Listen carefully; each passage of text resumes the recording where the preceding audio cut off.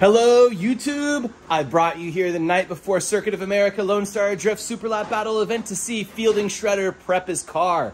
So we're about to start the event. This is movie magic. I'm actually like a day in the future. But I came down here. Fielding shop is directly across from Circuit of America. And I am going to show you his car. And we're going to talk to him about what he's doing. And look at his blown up engine. We can't really see inside of that, so don't get too excited like the Nakamura engine. Yeah, that's a good thing, man. Say hi, Fielding. What's up, everybody? What are you doing? I am prepping for COTA. I put another 2J in my car, and because I'm choosing to use all my old parts so that when I refresh the built one, I can put all the good parts back on it. I'm having to remake a couple little things like a downpipe, intercooler piping, intake. I'm gonna fix the fuel system that was the reason why that one blew up, and then a couple other little odds and ends, and hopefully it's reliable and ready, and we're shredding this weekend. So to explain what's going on, this S14 is a car that was on the Netflix HYPERDRIVE series with Fielding. He got super famous off that. He's still milking that, but that's okay. We all milk what God's given us. He's got his beautiful hair. That's all I'm milking.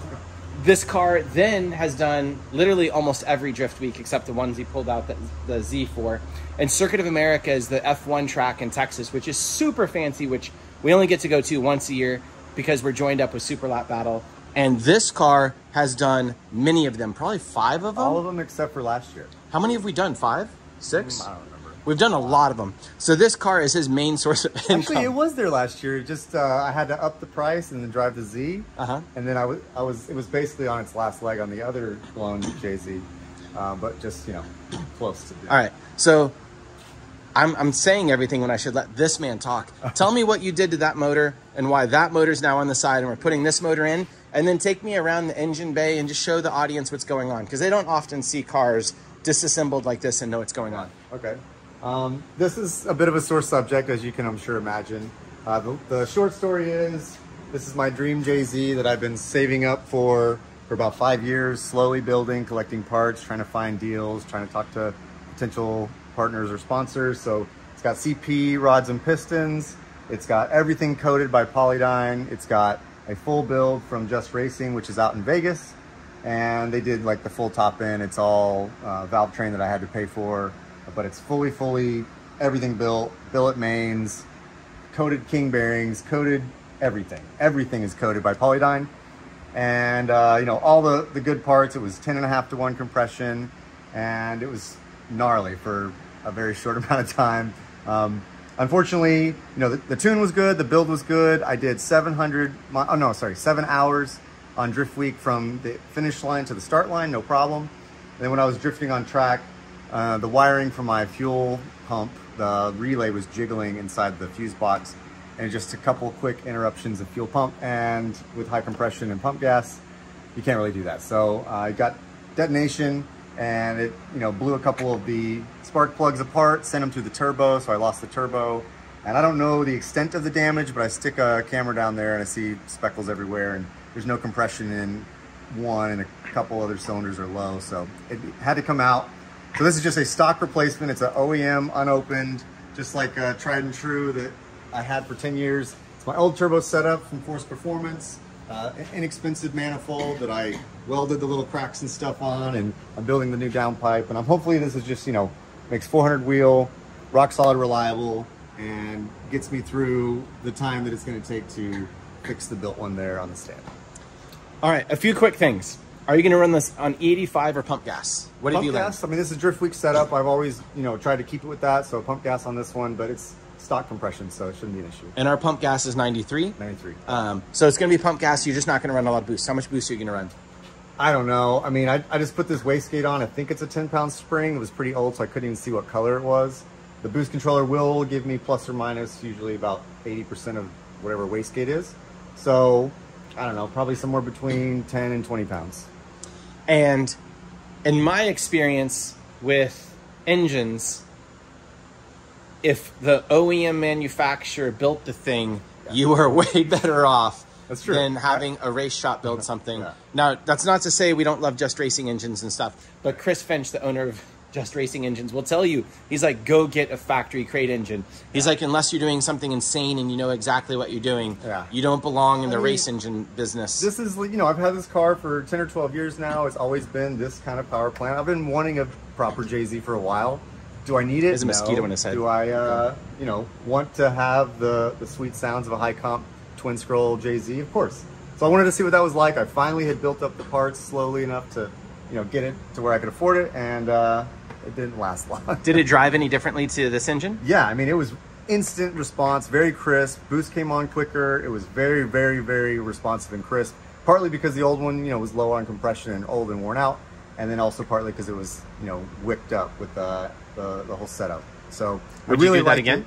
I mean, yeah, I'm gonna fix it. I'm gonna be more, you know, on top of the fuel system game and all the wiring and everything. I'm gonna double, triple check and make sure that there's no other little things that could cause a big expensive kaboom like that. But I still want that, you know, in one of my cars. It might go in a different car that doesn't get driven as much, or maybe stays on ethanol or something like that. But I still want, you know, that engine to be able to drive it in S chassis. So a couple things about this. One, you could have run some type of octane booster or something on Drift Week to get away from the poor quality, because we're out in West Virginia, which is like coal miner territory. I mean, coulda, woulda, that sounds like some type of insult, but it's not. It just means it's very rural. And you were on poor fuel quality on a turbo motor that was high compression. You could do that, but maybe E85 or like some type of octane booster. We can't use that on... You can use octane booster. Yeah, but what, 5 bottles of octane booster in there? No, it just takes one or something to get you off the threshold of killing it. With high compression, I mean, you're the one who said that, you know, I got to be careful with that, and you lose fuel pressure for even a half a second. Well, I yelled at you incessantly until you hated me. Yeah. I like, for weeks, I'm like, Fielding, you can't do this. This is stupid. He's like, go F yourself. Well, no, I was like, the engine's built. What am I going to do now? You didn't tell me not to do it before. Well, I kept telling you run no boost almost. Like, oh, I didn't run any boost. It was still very low. Was 11 pounds. No, it wasn't. I swear to God. It blew up at 11 pounds? Dude, it was like full throttle. Yeah. With no fuel. I was in the car with it, by the way, and I'm begging him. I'm like, stop. And he's like, wait, because I can hear detonation. I can hear it cutting out. And he's like, let me go do one more lap. No, that's exactly what you said. I felt it. You're like, let me go see. Like, it's not happening. This is it. Yeah, high compression turbo motors, they're fantastic until they're not, and then it goes real fast. I know this because I had a bunch. Okay, so show me a bunch of things you've done on this. You're building a new turbo pipe? Downpipe here? Downpipe here, I'm building... Turbo pipe, I like that name. Yeah. So I have to clock the wastegate and make sure all of that drives. I've, you know, gone through and rerouted some of the fuel and some of the hoses, the plumbing. Like, for example, the oil feed now comes from the front. So instead of going back behind the hot area, I went ahead and sent it up front. I had to finagle this water outlet in here. You can't really see it, that is but it tight. is tight. Yeah, and to get the bolt on back looks here, miserable. it was a nightmare. Yeah, it was. So have you, wait, before you get off that subject, is it worth, this is a China manifold? Is it worth getting a fancy manifold versus a China manifold? No, honestly. I mean, okay, in some cases, yes. But even my $1,800 Doc Race nice name brand manifold is still a nightmare to install. You still have to cut some of the studs and trim them down. You still have to make, you know, I still had to flatten the flanges. I mean, even a really expensive manifold needs work to be ready to go. That should have been the name of this video. So how long have you made this manifold work? This manifold was on the car for 8 years solid. Wow. Through a shitload of driving, through HYPERDRIVE, through all of Lone Star Drift. When I got off of HYPERDRIVE and I was, you know, upgrading some things, Zona Rotor offered me their newest line of turbos, so I was like, sure. So to get that, I also want to go ahead and upgrade the manifold, the wastegate, everything. And it was in planning to go with the built motor, so I'm slowly, you know, piecing things together. And so this just sat on my shelf as a spare or a backup. And, you know, the Doc Race one went on. It was a pain, but I got it all working. It worked great. It didn't sound too much different. I couldn't really tell a huge difference in spool or anything like that. I mean, it was a little bit. It's you know, better, but it's not like 5x better, I would say. And they both have some problems. This one did have some cracks. The collectors aren't as nice. You know. How much did this one cost? $400. $400? Yeah. Now, so you're saying you should absolutely buy a JZ China manifold? Well, I think JZ is one of the few engines you can get away with like any piece of junk manifold. Why is that? They all sound great. They are so, you know, solid and reliable that you can get away with it. And also they made a ton of these, so I think they kind of figured it out as far as, you know, cheap manifolds go. And then if you do little things to still fix it, you know, you have to flatten the flange on like a belt sander, a heavy duty one. Same with the turbo flange, same thing, got to flatten it. Had to cut a couple of the studs, the ones underneath here, I had to cut them down. You have to install it a special way, like you have to, as you put it on, you have to start the nut, and that 1 or 2 nuts, you have to slowly tighten as the manifold's going on. So it's kind of a pain in the ass, but the dock race was the exact same thing. So if you're a Jay-Z guy, and you've done this before, you know what I'm talking about, and it's just a nightmare, no other way around it. Cool. Yeah. Something else to note, if you've been following this car for the last decade in my videos, this tube structure, people used to make fun of them. It's too small, it's too dinky, whatever, blah, blah, blah. This thing is held up really well. Yeah. There's no problem with this. This is supposed to be this small. Anyone who does 1.5 inches, it's too big. Because you want this to be a sacrificial part before the strut towers get. What if you want the other guy's car to be the sacrificial part of the wreck? You're going to be writing off chassis left and right. I mean, there's a reason this chassis has lasted me as long as it has, you know. Well, you never tested this. It never got hit up here. You've never had to replace this. I've got crash zones. I've hit the front a bunch. Oh, have you? But I've destroyed the bash bar first, and the splitter and the bumper, headlights. But this, you know, didn't get tweaked. Okay. Thankfully. Keep showing me stuff. What else is going on in this there's setup? Not a lot installed right now. You've never done an aftermarket intake manifold? No, I haven't. No, the stock one's great for response and for torque, and you know, I might do one on that eventually. But I've got the rest of the parts here on the table that I gotta install: the coolant expansion tank, the overflow, fuel pressure regulator, radiator line, throttle. Why is this a spaghetti mess? What's going on here? So, I mean, these are all the lines. We've got this line is the fuel line that goes there. Okay. This line is power steering. It goes right there. This other line is the other power steering that comes out of here. I don't know where it went. This is for the oil cooler and the AccuSump. These 2 lines go right here to the oil relocation. This guy right here is the filter relocation. So that's a 4-port. So the AccuSump is plumbed in on this back one. And these 2 are the in and out from the oil cooler, which is over there. Power steering cooler up front. This is a power steering oil filter. So that's what its lines are for. And then you got some wiring for headlights and strobes and rice and other things. This is just the wiring harness that I have not yet, you know, draped in here. And this gives me PTSD after me having like Circle Track and LS3 cars. Why? How do you have so much spaghetti here? Well, you're never going to see this once it's installed, right? Yeah, but you have to install it and it exists, and you have to troubleshoot it, and there's so much stuff going on. Look at all these freaking lines. Like a carb setup? Yeah, there's just so much stuff. Yeah, there's like 4 wires on a carbureted setup. But that's, you know, different animals, so. No, it is, but also my LS3 doesn't have nearly as much junk going on, which I understand. It's a turbo car and everything, but like his whole car is a spaghetti mess. Look at this. All right, next up. Your favorite thing to do is point out all the garbage. I'm not pointing out all the garbage. Okay. Explain to the people, there's been a lot of talk recently about AccuSumps. Why do you run an AccuSump? It's cheap insurance is the shortest answer I can give you. It's $300-400, including the lines and bracket and everything. It's extra complexity and you don't need it. It's 1 line. And you do need it. I mean, why do you need it? Well, 1, if you use it correctly, then you never have a drive You've never start. blown up a motor because of that. You blow up motors because of other reasons. Yeah, that's true. Yeah, there's lots of ways to blow a motor, but I've never lost a bottom end or an oiling issue in 10-12 years. No one loses bottom ends on these. That's not true. Like this. People lose a them 400 all the time. Horsepower? They lose them from oiling no matter how much power you Who make. loses oiling on Jay-Z's? Front sump, that's chassis cars that don't have Who does it? setups. I don't know anybody. Blow 'em up. Nobody. There's tons. Okay. Quick. Cut knuckles. That's a different animal completely. You just still run a cut knuckle car, right? Yep, that's what I prefer. Why do you prefer that? Have you driven fancy angle kit cars? I have. But you like this? I haven't driven one that felt like this. You know, I prefer a fair amount of Ackerman. I like the steering feel and feedback. I like self-steer a lot. I like to be able to throttle, steer, and let the wheel kind of do its thing. And I also like the caster jacking that this gives you. So, you know, at angle, it starts to promote weight to the rear.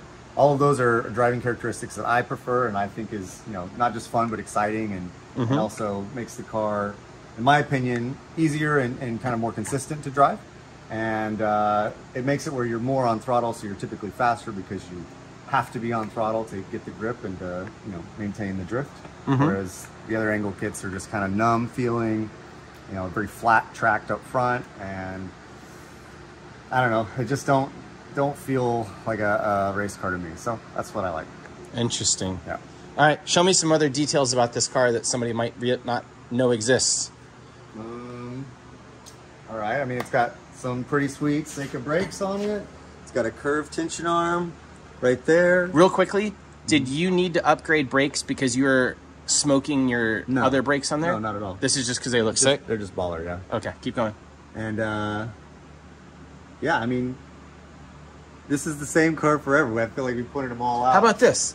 How do you set this little spring up? Okay, so this is the helper spring. First of all, I have long travel front shocks. Okay. And this is how it should be. If you can't move this whenever it's at droop, then your setup is incorrect. It's not. You have what's called preload, which is like 2001 spec setup.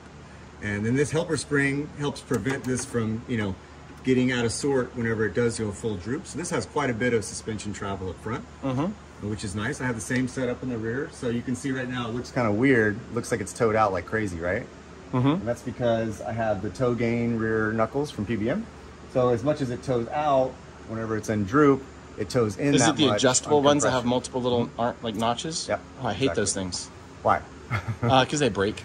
I've seen a bunch of them break. Yeah, I mean, it's like a sacrificial piece. I break them about once a year, but. Oh, so you do break them? Oh yeah. Oh, okay. Totally. I'm actually trying to maybe redesign one that doesn't have all 5 holes. I feel like the lines or you know the material in between is too little. So maybe 4 holes in the same kind of arc. Do you adjust it very often? Never. Never? Just put a huge washer and just like weld it on. I did that for Drift Week. You want to see this? Is it easy I to used see? a seatbelt buckle and I welded around it, and then I had to get a longer bolt. It was a Drift Week fix. Oh, man. It was at Medford on Drift Week 3. Is it easy to see? I replaced it. I could find the other one. It's in my spares bin. Maybe at the end. Yeah. Look at all this hammering he's done here. Yeah. That's funny. Sealed up all the holes to the cab. So I try not to get a bunch of, you know. Show me more ghetto fixes like that. Like the seatbelt bolt thing. Okay. Where are they? Oh, they're everywhere. I'm sure they are. Oh, man. This is, I'd rather show you the cool stuff I No, show me the ghetto stuff. Jeez. The ghetto stuff is everywhere, probably. No, because then you're going to fail me in tech. I'm gonna fail you in tech anyways. Yeah. You've got some other cars in here. Is this yours? Yeah. Oh. Are you making replicas of your own car? Which I'm also guilty of doing. Yeah, kind of. So my plan is, because this car is stuck, I don't even think I should tell everyone this point. Never mind. I have a couple S14s that I want to build, and each one a different theme. And, you know, all of them will be a little bit different purpose and different style and rally car. Add to my collection. No, you can see little rally tires. Yeah. He's building a Rally S14. Maybe. Kumakubo did that. Yeah, they're He rad. cosplayed his own stuff. Okay, what's this one going to be? Street car? It's either going to be a time attack style or more like a show car or final bout type car, because it's got a real, you know, body kit, and it's going to have real parts. It has a real body kit? Well, most of it real. Yeah. Most of it.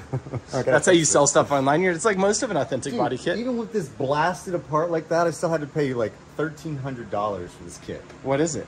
It's Origin. No. Fucking racing line. No. Huh. No. Car modified one. But so where's I the don't rest even of know it? what Do you have to replace it? So Julian has the same bumper. It's Car Modified Wonder. All you people talking shit, I know what it is. I just blanked. It's been a long night. I have this piece. So you're just going to glass it all back I'm together? gonna glass it all back together and take this part right here. I'm going to take a mold from Julian's brand new one. And is your time worth nothing? That's going to take so much time to remake this thing. Because you're missing all this. Thousands of dollars if it shows up undamaged. Just get a different KBD bumper. KBD doesn't make that style. Oh yeah, where's your KBD front? Your KBD back and sides, right? Yeah, I've got the KBD front in the storage. All the effort I went through to make Irving build us a freaking kooky front, and you're not even running it. Well, when I put it on, I was gonna have to reconfigure like the bash bar and the splitter and everything. And I just didn't have time. So. Okay. In the next 1 minute, let's walk through your shop and show me all the stations and how you set stuff up. So it looks like we have. Okay. A cool station right here. This is new to the shop, so I've got this digital ultrasonic cleaner. I've got all my cleaning products and supplies. I've got a parts washer right here and a sink that I haven't had before. Open her up. Let's see. Looks like you're making fries. Yeah. Cool. Okay, keep going. So, this thing has been great help. Very integral to the. Why isn't your car nicer then? Yeah, what do you mean? I'm This joking. is nice. It's been in a while. No, it actually looks very nice. Yeah, I mean, this is a junkyard motor that I've, been slamming together in a week and a half. Did you compression test it and stuff? Yeah, of course. No, you didn't. I did. I didn't compression test it. I leak down test it. So, better. I like how as soon as I start questioning on it, he's like, yeah, no. Well, I couldn't compression test it on the floor. It didn't have a starter, no bell housing. So, I leak down tested it. It all came out pretty all right. And, Pretty all right. I mean, it wasn't perfect. As good as you can expect. Yeah. And if it's been stored anyways, you can put some ATF in there to loosen up the rings and everything. But I didn't want to show the guy selling me that. So, I just was like, oh, yeah. This is a little low on compression. I need to just... How much do you get it for? I'm not telling you. $4,000. Yeah, $4,000. Oh, $4,000 sounds expensive. That was cheap for, a GTE. Yeah. All right, keep going. So yeah, that's that. You have a sink? The sink you cry into? Over here. You're skipping all this. What is all this? That's just like a bench. Okay, just a bench? Just wiring and electronical stuff here. Why do you have so many keys? Yeah. More cleaning stuff. More mechanic station right here, basically, with all my Milwaukee stuff. And this is like a fab station with some fab tools and my welders and plasma cutter over here. And that's it. Simple shop, nothing fancy. Got all my parts and stuff organized and labeled up there, and that's that. Where's your clean room for assembling things? You're in it. Okay. Yeah. What do you lack in the setup? Looks like you have a welder. What is this guy? Is that a plasma torch? So I got a TIG, MIG, and a plasma. I'm lacking like a back purge setup, which I would almost never use, but it would be nice if I had it. I don't know. This is my buddy's gnarly belt sander. I'm lacking one of these for sure.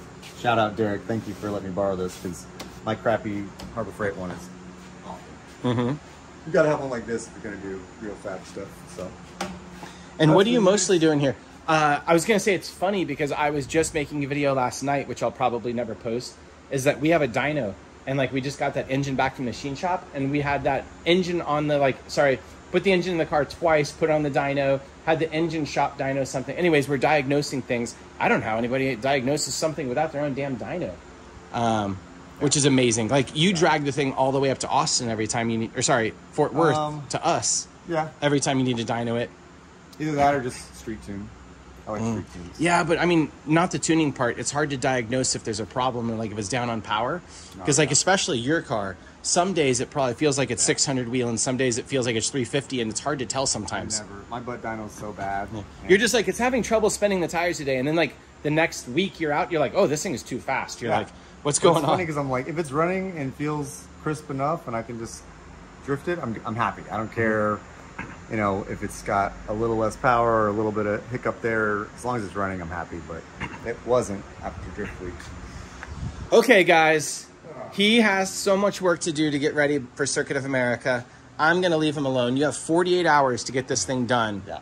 48 hours until people can get belted in this baby. No, it's more than that. And fly at the wall. It's only Tuesday, right? Wednesday? Oh, he's going to try and count until Saturday morning at tech inspection. Oh, yeah. Since he can drive this thing across the street. He lives less than a mile from Circuit of America. I might go test it at Harris Hill on Friday. Ooh. Just to make sure. Your new engine. Definitely nothing will leak. Nothing. For sure. Nothing's going to need to be taken off and then redone. Yeah. You're definitely not going to have any issues. That's why I'm taking all this extra time right now. Now, it does go together pretty quickly at this point. I just need to fab up a couple of the things. That's what's taking me so long. And then once that's done, I can button up, the wiring and the plumbing in a couple hours. One very last thing. Is this your full-time job? Working on your own car? It feels like it sometimes. Motorsports is my full-time job of some sort, But no, it feels like in the last 2 weeks, yeah.